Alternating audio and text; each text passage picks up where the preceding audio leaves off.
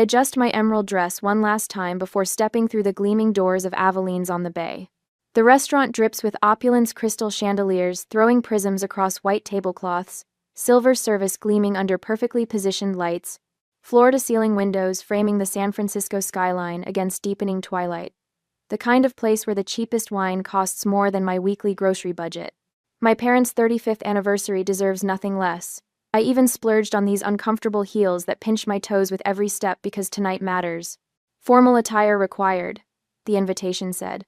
I complied. Mom spots me immediately, her silver-streaked hair swept into an elegant updo that complements her burgundy dress. She glides across the marble floor, pearl earrings catching the light.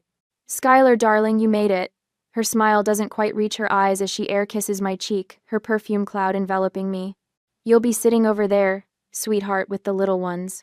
I freeze mid-step. Following her gesture, my gaze lands on a small table tucked in the corner, where my 9-year-old nephew Owen and 7-year-old niece Riley are already coloring on children's menus. My stomach drops like an elevator with snapped cables. Heat floods my cheeks as my hands begin to tremble. I turn slowly, taking in the main table, stretching majestically across the center of the private dining room. 12 elegant place settings with crystal wine glasses, fine china, and silver candlesticks. Every adult family member is there. My brother Evan sits beside his wife Melissa, their heads bent in conversation. My sister Camille laughs at something her husband says. Aunt Lorraine, Uncle Robert, cousins Jennifer and David. Even my recently married cousin Stephanie and her new husband have prime seats at the main table. Only I, unmarried, unaccompanied, have been relegated to the corner with the children. There must be some mistake, I say, my voice embarrassingly small in this cavernous room. Mom, I don't understand. She pats my arm like I'm still 12. We needed you to balance out the children's table. Someone has to keep an eye on them. A memory flashes Thanksgiving 5 years ago. I'd brought Alex, my boyfriend at the time. We sat at the adult table, drinking wine, joining conversations about politics and property values. No question of my adult status then, with a man beside me. Now, without a wedding ring to prove my worth, I've been demoted to crayons and kids' meals. The internal voice that's been growing louder lately whispers again, I'm 29 years old. I run my own business. I've spent my life seeking their approval, balancing the scales between my achievements and their disappointment that I haven't followed the traditional path. But this public demotion feels like a bridge too far. A waiter approaches, holding out a colorful menu with cartoon seafood characters dancing across the top. "For the young lady," he says, not meeting my eyes. I wonder if he feels the humiliation radiating from me. Owen looks up from his coloring. "Do you want to use my blue crayon? I have green too." I fold the children's menu and stand. "I need to make a business call," I say, grasping for any excuse to escape this corner of shame. Mom's face tightens. "Really, Skylar? During a family celebration?" Dad looks over from the main table, his bow tie slightly askew against his crisp white collar. "Your work can wait for one evening, princess." The childhood nickname feels less affectionate now, more diminishing. My siblings exchange knowing glances, pretending not to notice my discomfort. Evan whispers something to Melissa, who covers her smile with a napkin. The realization crashes over me. This isn't just about seating arrangements. It's about my entire identity being invalidated. In their eyes, my unmarried status trumps everything else I've built. 6 years establishing my design studio from nothing. The recent $3.2 million commercial renovation project I landed against competitors twice my size. The feature in Architectural Digest that called my work boundary-pushing yet timeless. None of it matters because I don't have a husband. "I'll be right back," I say, turning toward the restrooms before anyone can object further. In the private hallway, my hands shake as I pull out my phone. I text Elena, "Change of plans. I'm celebrating tonight, just not here." The reply comes almost instantly. "What happened? Are you okay?" I type quickly, feeling both ridiculous and justified. They seated me at the kids' table, literally, with crayons. 3 dots appear, disappear, then reappear. Get out of there. That's beyond disrespectful. Standing in this quiet corridor with its tasteful sconces and abstract art, I face a choice. Return to the corner and endure an evening of humiliation, or walk out and face the family fallout. The memory of other dismissals strengthens my resolve. My summa cum laude graduation, barely acknowledged. That's nice, honey. But don't focus so much on career that you miss your chance at a family. The purchase of my Oakland loft met with, it's a good investment, but don't wait too long to find someone. Single women living alone can be targets. I make a quick calculation. I can spend the next hour folding myself smaller to fit into their narrow definition of success, or I can choose my dignity. I return to the children's table and gather my purse. I've been called away on an emergency, I tell Owen and Riley. Owen looks up with genuine disappointment. But you just got here. I squeeze his shoulder gently. I know, buddy. I'll make it up to you, I promise. I cast a cold glance toward the main table, where conversations continue without me. Mom notices first, rising halfway from her chair. Skylar, don't you dare. I walk out, back straight, chin lifted. The whispers erupt behind me like sparks from a struck match, but for the first time in 29 years, I choose myself over their approval. The maitre d' calls a car while I wait under the restaurant's burgundy awning. The San Francisco night wraps around me, cool and indifferent to family drama. My phone buzzes with incoming calls that I silence one by one. Elena's text appears. Where should I meet you? I look back at the glittering restaurant windows. Behind that glass, my family continues their celebration, perhaps already forgetting the empty chair at the children's table. Or perhaps they're spinning a story about my selfishness, my overreaction, my failure to understand family obligations. But tonight, I understand something new. Their approval isn't worth having if it comes at the cost of my self-respect. Meet me at Firefly. I text back. We have something better to celebrate. The Mission District wine bar feels like stepping into another dimension after the sterile opulence of Avelines. Edison bulbs cast a warm glow over exposed brick walls. Vintage rock posters frame the bar where two tattooed women pour generous glasses for the after-work crowd. No crystal chandeliers, no judgmental stares. Just the comforting hum of conversations that don't concern my marital status. Elena bursts through the door, her curly hair windblown from the San Francisco evening breeze. She spots me immediately, weaving between tables with the purposeful stride that intimidates opposing attorneys in courtrooms. Her amber eyes narrow as she slides into the booth across from me. Tell me everything, she demands, unwrapping her scarf. And don't leave out a single detail. The words tumble out of me, the gleaming restaurant, my mother's cold air kiss, the small table tucked in the corner with crayons and cartoon characters dancing across colorful menus. You should have seen their faces when I left, I say, twisting my napkin into a tight spiral, like I'd committed some unforgivable social sin. Over a seating chart. Elena leans forward. This isn't about tonight, Sky. This is about a pattern. She's right, of course. The kids' table was just the final insult in a long campaign of diminishment. Remember the Callaway project presentation? I ask. When Mom introduced me to her friends as still figuring things out, despite running my own firm for 6 years? Elena nods, her jaw tightening. Or Christmas last year, when Dad praised Evan's stable accounting career for 15 minutes, then asked if I was still doing that decorating thing? The waiter approaches, a bearded man with kind eyes who notices my white-knuckled grip on the napkin. Rough night? Independence Day celebration, Elena explains, ordering a bottle of Cabernet. I continue once he leaves. When I bought my loft, Mom actually said, That's great, dear, but don't wait too long to find someone. Single women living alone are targets. As if your safety depends on having a husband, Elena scoffs. Dad was worse. Called my business a nice hobby until you settle down. The memory stings fresh despite being 3 years old. Even after the Architectural Digest feature on the Harrison Building renovation, all he said was, impressive. They let someone your age work on something that expensive. The waiter returns with our wine. I take a large swallow, letting the rich flavor coat my tongue before continuing. Every single accomplishment gets qualified. It's never enough because I don't have a wedding ring. My voice catches. Nothing I achieve professionally will ever matter as much as my failure to secure a husband. Elena reaches across the table, squeezing my hand. That's their broken measuring stick, not yours. I've spent my entire adult life trying to earn their approval, I whisper, the realization settling like concrete in my stomach. Graduated summa cum laude, built a 7-figure business from scratch, bought property before 30, all hoping they'd finally see me as successful. My phone buzzes against the table. Mom, then Dad, then Evan. I silence each call, one after another. Every family gathering, the same questions: who I'm dating, never what I'm designing. Christmas, Thanksgiving, birthdays, always some comment about my biological clock or how I'm too picky. I take another drink.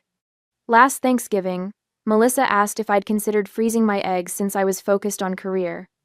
Your sister-in-law is a special kind of awful, Elena mutters. Remember Jason's wedding reception? I continue. Where mom seated me with her friend's single sons rather than my cousins because networking is important? Elena's eyebrows rise. The orthodontist with the toupee? Despite everything, I laugh. And the podiatrist who talked about foot fungus through 3 courses. My phone lights up again, Camille now. The family alarm system fully activated. Why am I still trying to prove myself to people who will never see me? The question isn't rhetorical. I genuinely don't know. Because they're family, Elena says simply. We're programmed to seek their approval. Their approval isn't worth having on their terms. The words feel revolutionary as they leave my mouth. I remember last Christmas dinner. My cousin Stephen, recently married but with a failing landscaping business, receiving toast after toast while my most profitable year went unmentioned. The pattern suddenly crystal clear. My phone vibrates continuously now. 57 missed calls. 23 text messages. I power it off completely, the screen going black with satisfying finality. No achievement will ever be enough without a husband beside me, I say. The anger that's been building all evening hardens into resolve. I'm done trying. Elena watches me carefully. Do you think they realize how hurtful this is? The question catches me off guard.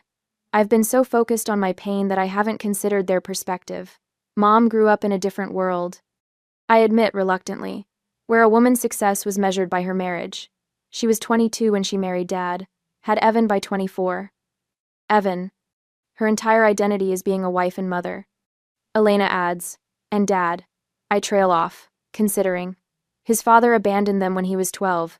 Having a complete family matters to him more than anything. They're not cartoon villains, Elena says. They genuinely believe they're helping by pushing you toward marriage. I stare into my wine. That's what makes it dangerous. They believe they're right, which means they'll never stop. They can't understand success outside their narrow definition, Elena continues. Your independence threatens their worldview. They're genuinely puzzled by my reaction. I realize. They can't see how cruel they've been because in their minds, they're showing love by trying to fix what's wrong with my life. My anger softens slightly, making room for something more complex: sadness for the relationship we might have had if they could see me clearly. Elena refills our glasses. So what now? Holiday dinners? Family gatherings? The question looms large. I don't know. I can't keep pretending their behavior is acceptable. You wouldn't tell your clients to accept this treatment, Elena reminds me. She's right. I'd never advise a client to continue a relationship with someone who repeatedly diminished them. If you need space, my guest room is yours. Elena offers. But remember, you have options. Your financial independence gives you freedom most people don't have. I nod, grateful for her practical approach. I don't have to decide everything tonight. Maybe consider therapy? Elena suggests. Someone neutral to help you navigate family dynamics? My phone remains dark on the table, but I know the messages continue to accumulate. 30, then 40, then 50 missed calls. The family in full crisis mode because I've disrupted their narrative. For the first time in my life, I'm choosing peace over obligation.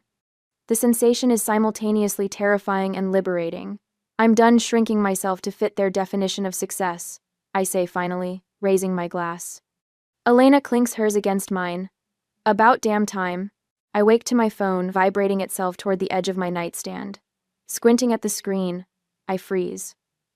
107 unread messages. 83 missed calls. The events of last night flood back, walking out of Aveline's, my emerald dress catching the evening breeze as I left my family staring after me. For the first time in my adult life, I chose myself over their approval. I prop myself against the headboard, bracing for the onslaught as I begin scrolling. Mom. Skylar Elizabeth Thompson, call me this instant. Dad. Your behavior embarrassed this entire family. I expect better from you. Evan. Way to ruin Mom and Dad's anniversary. Real mature, sis. Camille. You made Mom cry. Happy now? The messages blur together into a symphony of guilt and accusations. Overreacted. Tantrum. Selfish. Embarrassing. Childish.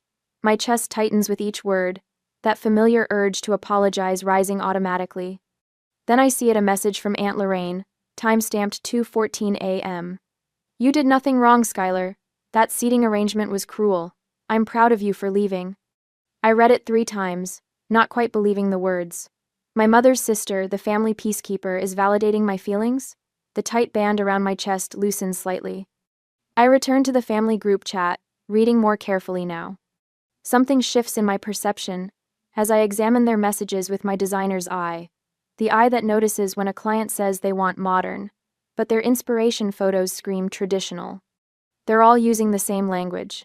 Tantrum, overreaction, nothing. Mom to Camille, your sister had a tantrum over nothing at dinner. Dad to Uncle Robert, Skylar overreacted to a simple seating arrangement. Evan to our cousin David, she stormed out over nothing. Typical drama. They're coordinating, controlling the narrative. If everyone agrees it was nothing, then I must be the unreasonable one. But Aunt Lorraine's message tells me something crucial. Not everyone buys their version. Which means they know, on some level, that they were wrong. Why else work so hard to justify it? My design mind clicks into analytical mode, the same process I use when troubleshooting a difficult client renovation. I begin categorizing their responses. Guilt tactics. You made your mother cry. Appeal to obligation. After everything we've done for you. Dismissal of feelings. It was just a seating arrangement. A new text from my parents arrives as I'm analyzing. You clearly overreacted last night, but we're willing to overlook it if you apologize. Sunday brunch at the house, 11 a.m. My finger hovers over the keyboard. 6 months ago, I would have already been drafting an apology, eager to smooth things over regardless of who was right. But something has shifted. Their message assumes I'll fall in line, that their forgiveness is the prize I'm seeking. For the first time, I see the manipulation clearly, and with clarity comes power. I type a response, delete it, then try again. Finally, I send, I need space. I'll reach out when I'm ready. Her reply comes instantly. You don't take space from family. Dad follows up. We expect you Sunday, period. I silence notifications and turn to my laptop. I have a major client presentation in 3 days that deserves my full attention. Family drama will have to wait. 2 days pass in a blur of fabric swatches, lighting plans, and contractor negotiations. When the doorbell rings Thursday evening, I assume it's the Thai food I ordered. Instead, I open my door to find my parents standing in the hallway of my Oakland loft. Mom pushes past me without waiting for an invitation. This has gone on long enough. Dad follows, his bow tie perfectly straight against his collar, despite the casual setting. You're acting like a child, which is why we seated you with the children. I close the door slowly, taking a deep breath. We stand in my living room, surrounded by evidence of my success, the custom furniture I designed, the architectural awards on floating shelves, the framed architectural digest feature. For the first time, I notice how my father's eyes dart around my space, taking in the high ceilings, the wall of windows overlooking Lake Merritt, the Italian leather sofa that cost more than his first car. This is my territory, not theirs. Respect goes both ways, I say, my voice steadier than I expected. You seated me with children because I wasn't married. Mom waves her hand dismissively. You're making a mountain out of a molehill. My accomplishments and age should earn me a place at the adult table, I say, gesturing to the magazine feature they've never acknowledged. This isn't about seating arrangements, it's about respect. Dad's jaw tightens. This attitude will exclude you from future family events. The threat hangs in the air between us. 6 years ago, it would have crushed me. Tonight, I find I'm willing to pay that price. If that's the cost for having boundaries, I'll pay it, I say quietly. They leave in stunned silence, no hugs or goodbyes. I close the door behind them, waiting for the familiar wave of guilt and tears. Instead, I feel only relief, like I've set down a heavy suitcase I've been carrying for years. My phone rings 20 minutes later. Elena's name flashes on the screen. Your mom just called me, she says without preamble. I'm bringing takeout, wine or whiskey. By the time Elena arrives with bags of comfort food, my apartment phone is ringing. Aunt Lorraine's voice comes through the speaker. Your mother called me ranting, she says. You did the right thing, Skylar. Healthy boundaries aren't rejection, they're self-respect. I sink onto my sofa, suddenly overwhelmed.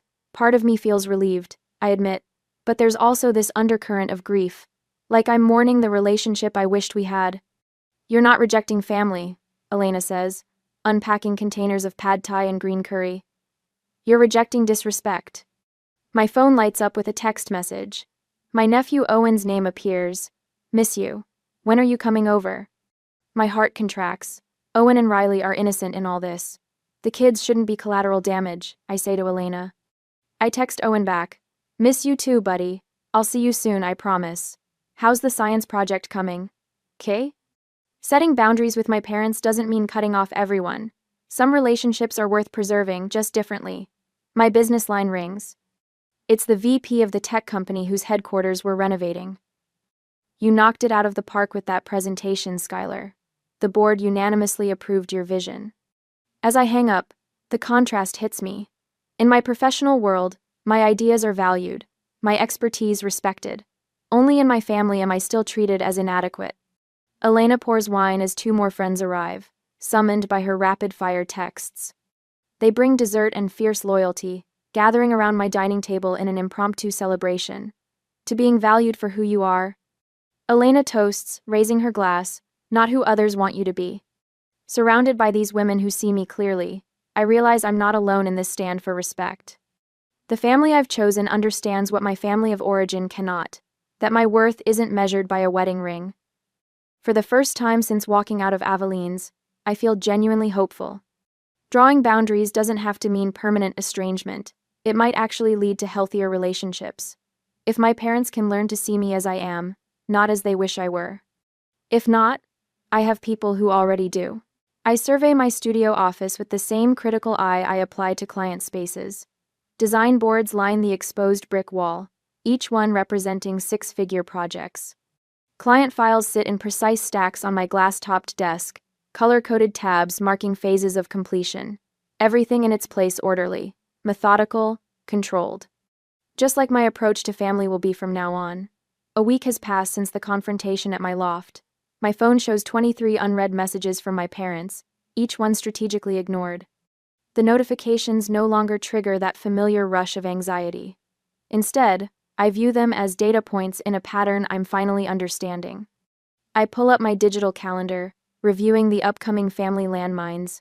Owen's birthday next Saturday, Memorial Day at the lake house 3 weeks after that. Each event requires a decision to attend and establish new boundaries, or decline and maintain distance. The designer in me recognizes this as a familiar challenge, how to preserve structural integrity while implementing necessary changes. If this were a design challenge, I murmur to myself, tapping my Mont Blanc pen against the desk, what would the solution look like? The initial rush of victory after standing up to my parents has faded.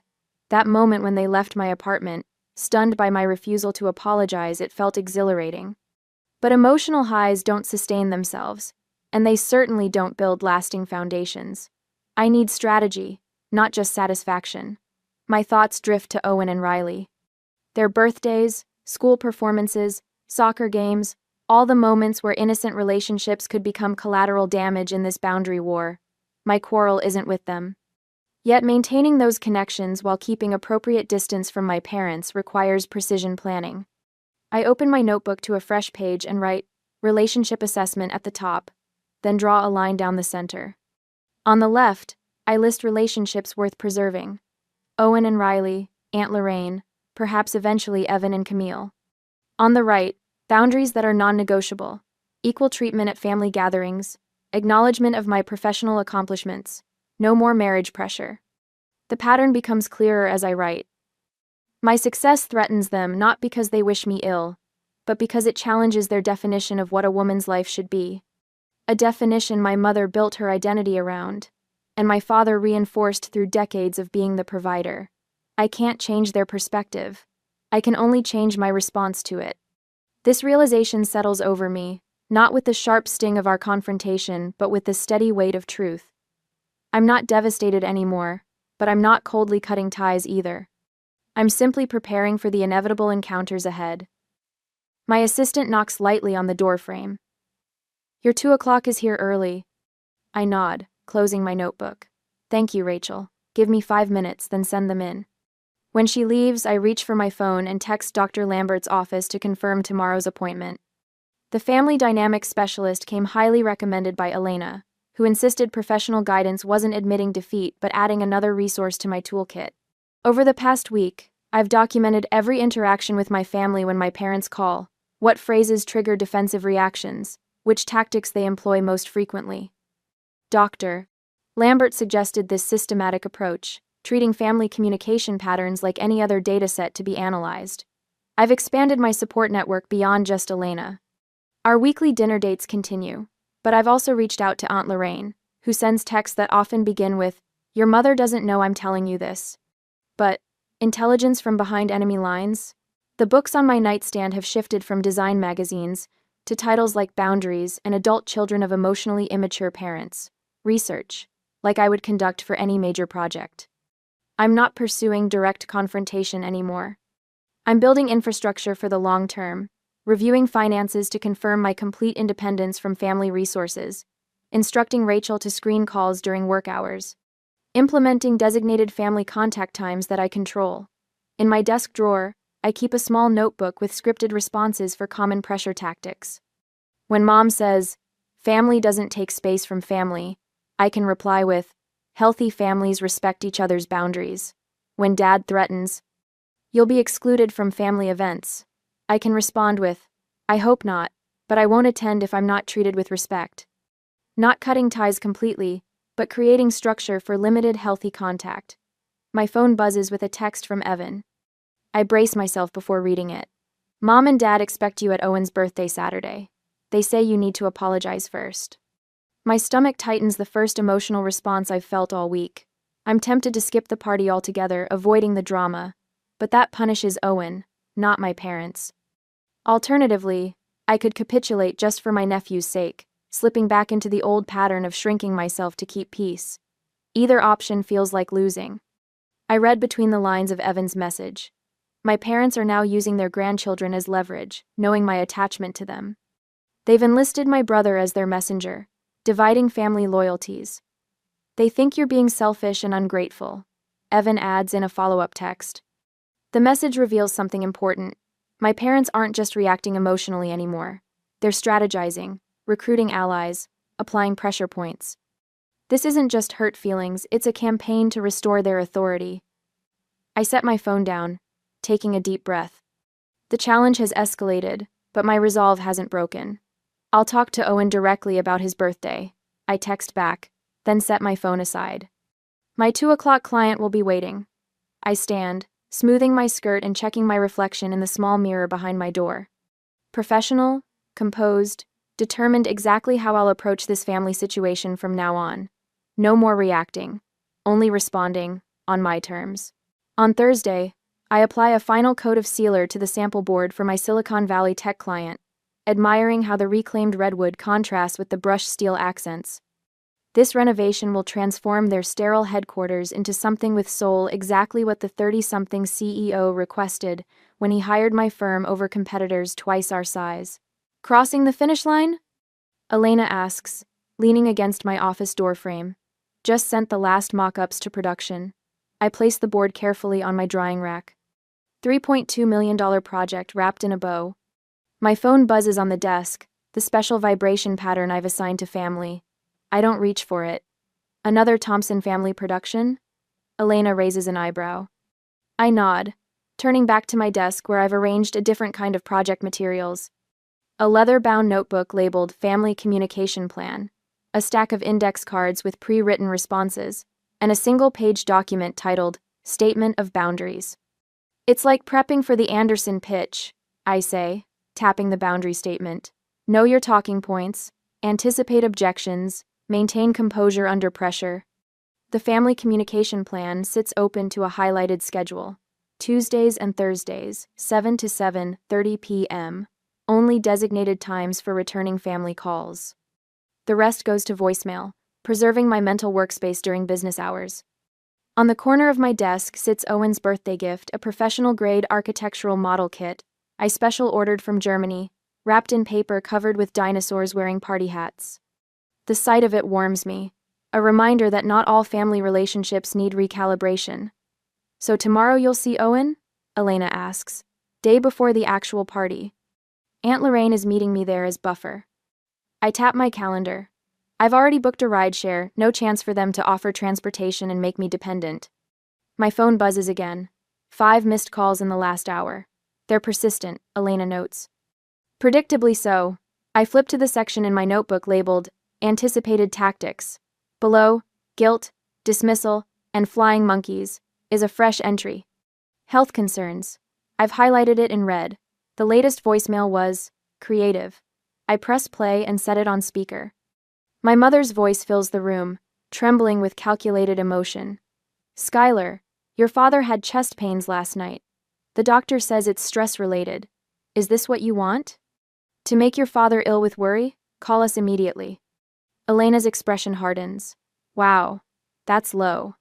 I almost called right away, I admit. Then I remembered Dr. Winter's advice about manipulation tactics. I show Elena the text from Aunt Lorraine. Charles had indigestion from Teresa's spicy meatballs. Doctor gave him antacids. Don't fall for the drama. Your aunt is the MVP in this situation, Elena says. Before she can continue, my phone lights up with Camille's name. Against my better judgment, I answer. They're trying, Sky, in their way.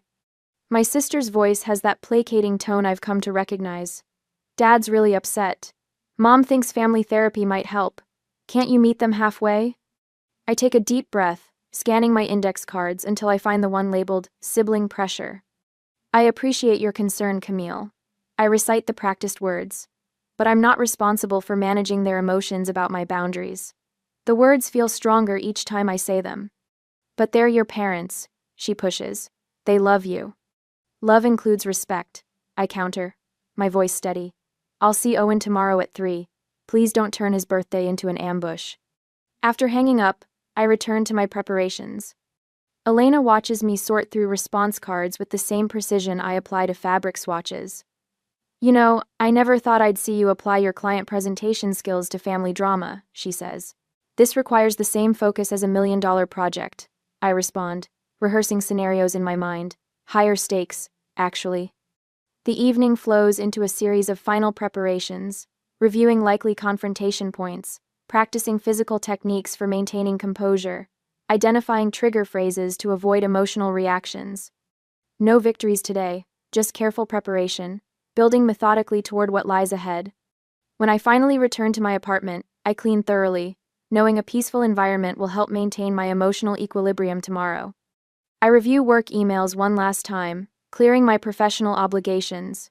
With ceremonial care, I place Owen's gift by the door. My nephew deserves the best version of Aunt Skylar, not one distracted by family power struggles. The phone vibrates one final time for the night. A text from Elena. You've got this. Remember why you're doing it. I send a simple reply. I'm nervous but ready. Standing at my living room window, I watch San Francisco's lights shimmer across the bay. 6 months ago, I would have been a wreck tonight, desperate for my parents' approval, willing to fold myself smaller to avoid conflict. Now I feel something unfamiliar, calm determination.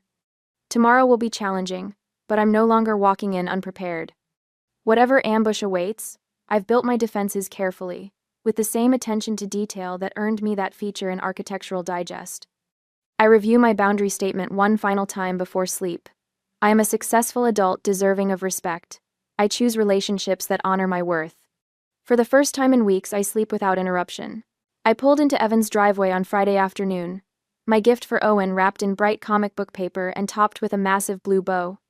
Checking my reflection in the rearview mirror, I smooth a wrinkle from my ivory blouse and take a deep breath. The strategic timing should work perfectly, just me and Owen, a special aunt-nephew moment the day before his actual party. Something's wrong. My mother's silver Cadillac and my father's black Lincoln sit prominently in the circular driveway. My stomach tightens. This was supposed to be just Owen, Evan promised. For a moment, I consider backing out and leaving, but the thought of disappointing my nephew stops me. I grip the steering wheel, knuckles whitening. You prepared for this, I whisper to myself, running through the mental script I've practiced with my therapist. I grab Owen's gift and walk purposefully toward the front door. Before I can knock, it swings open to reveal my mother, her smile tight as a piano wire. Skylar, What perfect timing, she says with artificial brightness. We thought it would be nice to have everyone together. Everyone is right. Beyond her shoulder, I glimpse not just my immediate family, but what appears to be every Thompson relative within a 100-mile radius crowded into Evan's expansive living room. My Aunt Doris examining family photos on the mantel. Uncle Robert sipping something amber from a crystal tumbler. Cousins Jennifer and David huddled near the fireplace. Even my grandmother, who rarely leaves her retirement community, sits regally in Evan's armchair. My father rises from the sofa. Family issues should be resolved as a family, he announces with the gravity of a judge delivering a sentence. The setup hits me with stunning clarity. This isn't a coincidence, it's an ambush. A calculated gathering designed to overwhelm me with witnesses, to force my capitulation through public pressure. Evan stands behind my parents, avoiding my eyes. The brother I trusted arranged this trap, this family tribunal, masquerading as a casual gathering. Camille hovers near the hallway that leads to the back door, her position forming a subtle barrier between me and a quick exit. Owen spots me from across the room and breaks away from the adults. He runs toward me, unaware of the tension crackling in the air. Aunt Skylar, you came. I kneel to his height, focusing solely on his gap-toothed smile. Happy early birthday, buddy. I brought your gift. Can I open it now? He asks, bouncing with excitement. Before I can answer, my mother steps forward, her voice carrying across the suddenly quieted room. Before presents, Skylar has something she'd like to say to us all. The presumption steals my breath. My father adds, we've been very patient with her little tantrum. Every eye in the room turns toward me, expectant. The pressure almost physical, like the air before a thunderstorm. This moment, orchestrated to maximize my disadvantage, reveals how desperately they cling to control. I stand, maintaining the composed exterior I've practiced for weeks. I came to celebrate Owen, I say, my voice steady despite the anger bubbling beneath. Not to perform. Camille steps forward, her voice honey-sweet with manipulation. Can't you just apologize and move past this? We're family. There's nothing to apologize for, I reply, the words familiar from countless rehearsals. I deserve respect. I deserve respect. My mother's face hardens.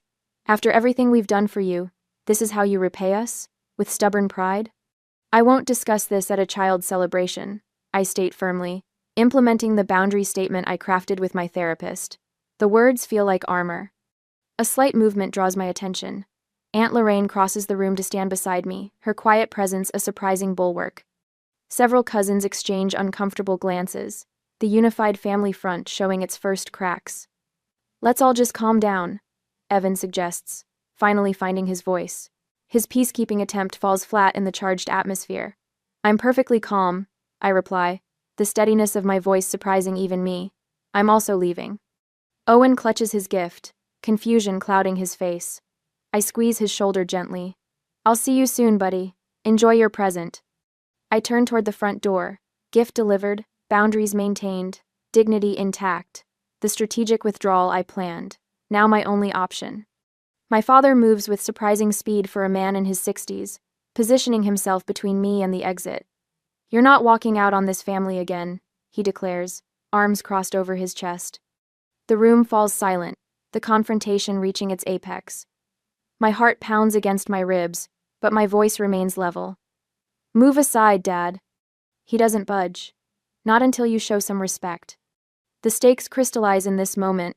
His physical blocking of my exit crosses a line that cannot be uncrossed.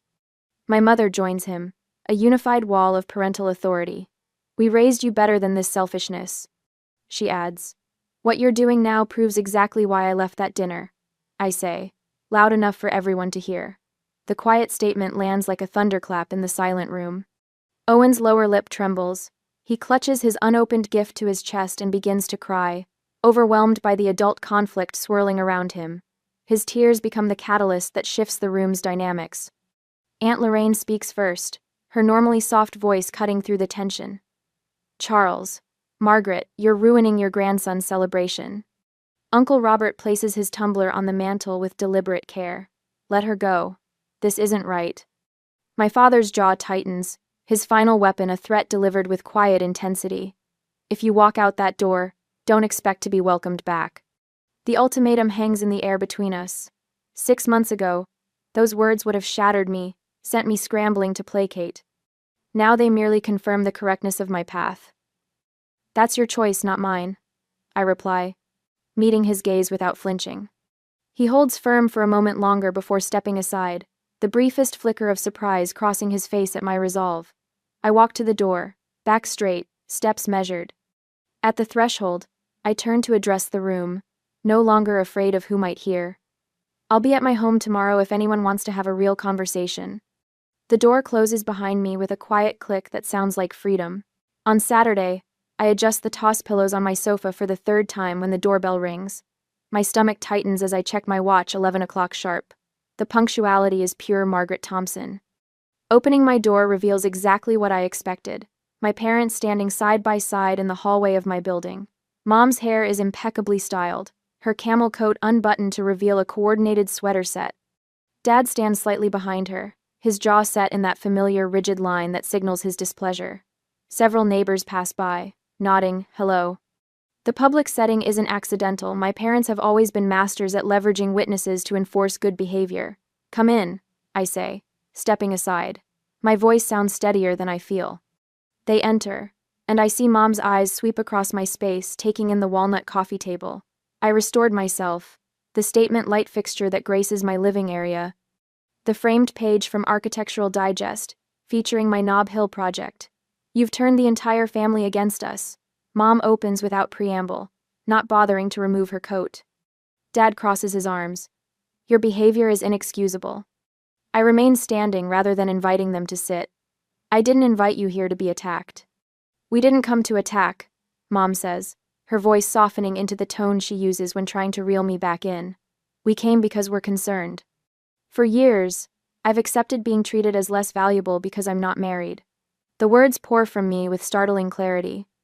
My education, my business success, my home, all of it dismissed because I don't have a wedding ring. Now that's not fair, Dad interrupts, but I continue. The kids' table incident wasn't isolated. It was the final example of a pattern. Mom's eyebrows arch. You're overreacting to a simple seating arrangement. It wasn't about seating, I say, meeting her gaze directly. It was about respect. As your father, Dad begins. As adults, I interrupt. We should treat each other with equal respect. My father's face reddens. He's not accustomed to being cut off, especially by his daughters. I don't need your approval to value my accomplishments. I continue. But if you want a relationship with me, you'll need to recognize that my worth isn't determined by my marital status. Mom's eyes fill with tears. You're breaking your father's heart. The familiar guilt rises, but I've prepared for this. I know this tactic intimately, the appeals to family obligation, the tears, the suggestion that I'm causing harm rather than responding to it. I'm sorry you feel that way. I respond, keeping my voice even. But emotional manipulation won't work anymore. Dad uncrosses his arms, leaning forward. We only want what's best for you. I decide what's best for me now. A silence falls between us. I watch as my parents exchange a glance, a wordless communication honed through decades of marriage. Something shifts in that look, a recognition that old patterns won't yield the usual results. What do you want from us? Mom finally asks, and the question surprises me. It might be the first genuine inquiry she's made about my feelings in years. Acknowledgement of my accomplishments, respect for my choices. Dad shakes his head. We've always respected you. Have you? I counter. When I graduated summa cum laude, Dad, you said, that's nice, honey. But don't focus so much on career that you miss your chance at a family. When I bought this loft, Mom, you said, it's a good investment, but don't wait too long to find someone. Mom's gaze drops to her hands. Her wedding ring catches the light from my windows. When I landed the Westmore account, a multi-million-dollar project, you both skipped the launch party because Evan's son had a soccer game. A soccer game you could have attended any weekend. Dad's posture changes, shoulders lowering slightly. We didn't realize how this appeared to you. It's how it is, I reply. Not how it appears. Mom straightens her back. You've made your point. Have I? I move toward my kitchen island where my portfolio sits. This is the feature in Architectural Digest. I've had it for 3 months. Did either of you read it? Their silence is answer enough. I don't need you to understand my life choices. I say more gently. I need you to respect them. I need you to respect them. Mom looks at the magazine, then back at me. Your business is impressive. We should have said so. Dad adds reluctantly. The article in the magazine was something to be proud of. The concession is small but significant. From my father, it's practically a standing ovation. I won't attend family functions where I'm treated as less than. I state clearly. No more kids' tables. No more dismissive comments about my career being a hobby. No more questioning when I'm going to settle down as if what I've built isn't settling. Mom's hands twist together, a nervous habit I've seen countless times. Will you be at Christmas? The question holds more weight than its simple words suggest. It's about the future of our relationship, about whether there's a path forward. That depends on whether I'm seated with the adults, I answer. Dad's jaw works for a moment before he responds. Of course you would be. The tension in the room shifts, not disappearing but transforming into something more navigable. We're establishing new terrain, setting boundaries where once there were none. I'd like to have a relationship with you both. I offer. But only if it's based on mutual respect. Mom nods, though her expression remains strained. Dad looks out my window at the Oakland skyline, perhaps seeing for the first time that I've built a life here, one with its own view, its own foundation. We should go, Dad says finally. I walk them to the door. I have a client meeting. We can talk again when you're ready to see me as I am. They leave without further comment, their steps oddly tentative in the hallway. I close the door and lean against it, finally allowing the tears that have been building. Not tears of defeat or frustration, but of release. My phone buzzes an hour later. A text from Aunt Lorraine. I hear they visited. Are you okay? I wipe my eyes and type a reply. Better than okay. I'm free. For the first time in my adult life, I've set the terms of my relationship with my parents. The restaurant incident that seemed so humiliating has become the catalyst for something invaluable, in my independence from their approval. I glance at the clock. My client will arrive in an hour. I have just enough time to freshen up and prepare my presentation for the Morrison project. Work that my parents might never fully appreciate, but work that fulfills me nonetheless. The weight I've carried for years trying to measure up to their definition of success while building my own feels lighter now. Not gone entirely, but manageable. I've claimed my place at the table, even if I had to build that table myself. I adjust the centerpiece of hydrangeas on my dining table one last time. 6 months since that night at Aveline's, and the memory no longer stings like an open wound. Instead, it's become something else, a turning point. The moment I finally stopped shrinking myself to fit into the box my family had constructed. Elena notices me lost in thought as she sets down a tray of appetizers. Earth to Skylar, she says, waving a hand.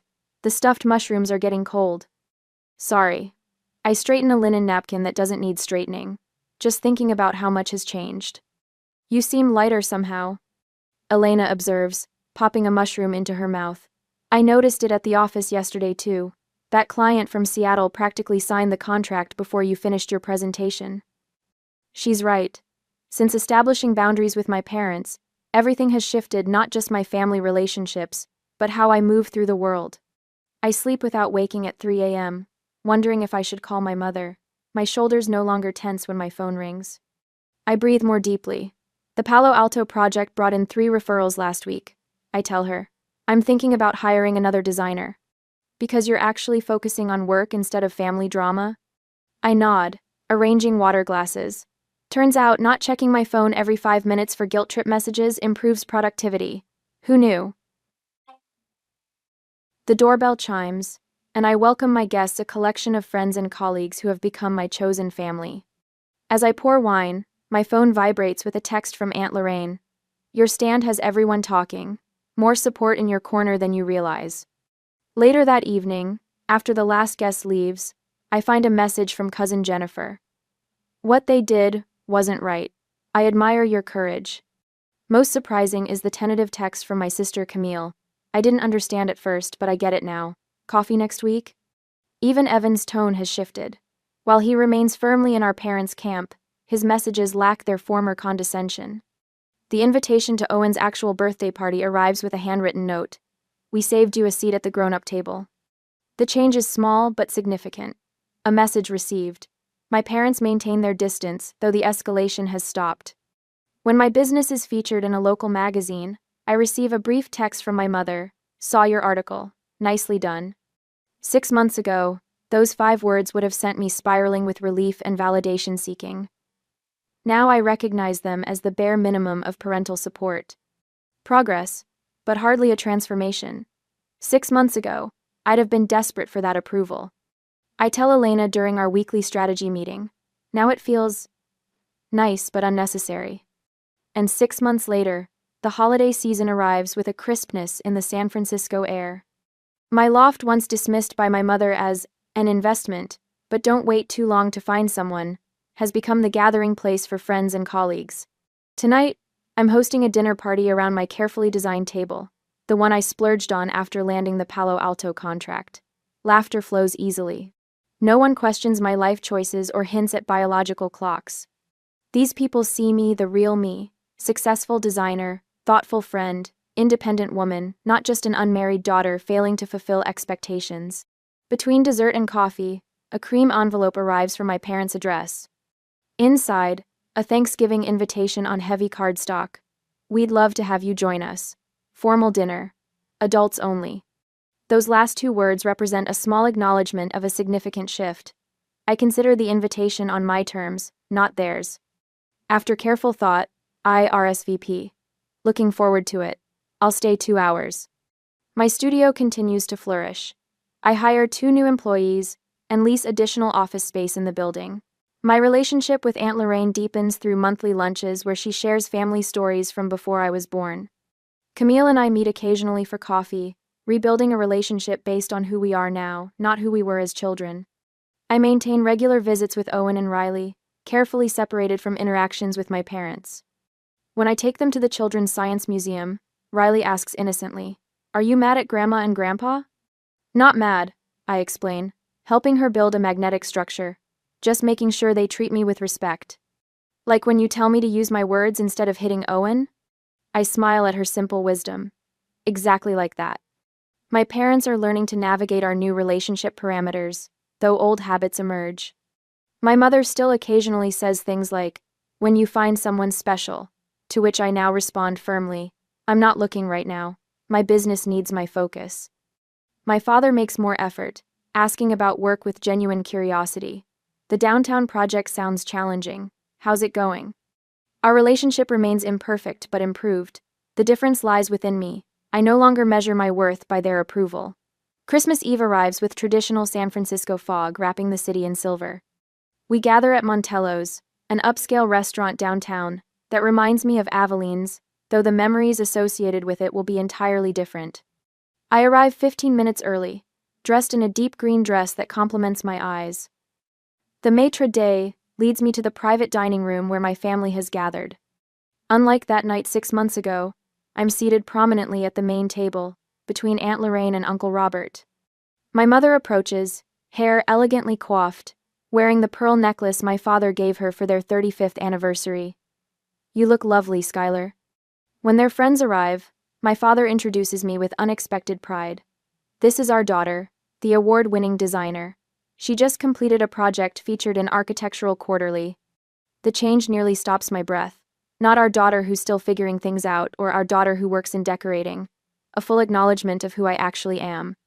During dessert, Jessica, my newest employee, mentions her parents' pressure about her career choices. They wanted me to be a lawyer like my sisters. They still introduce me as being in the arts like it's a phase. "Your worth isn't determined by others' expectations," I tell her, feeling the truth of it in my bones.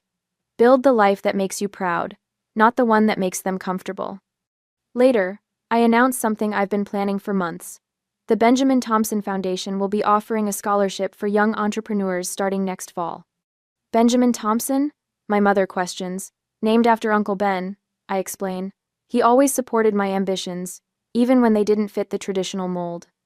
I outline my vision for expanding the studio to New York next year. My mother's face tightens momentarily. "That's quite far away," she says tentatively. "Will we still see you?" "What?"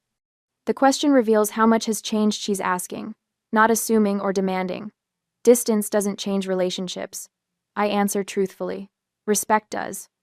My father watches me across the table, a new expression on his face. She always was stubborn, he tells Uncle Robert. Now I see its determination.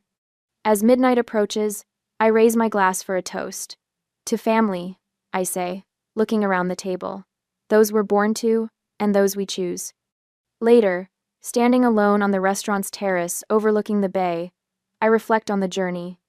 That night at the kids' table was meant to humiliate me. Instead, it taught me to stand tall. Sometimes the best revenge isn't confrontation. It's living your life so fully that the people who doubted you can't look away. And sometimes, if you're lucky, they might even learn to see you clearly at last.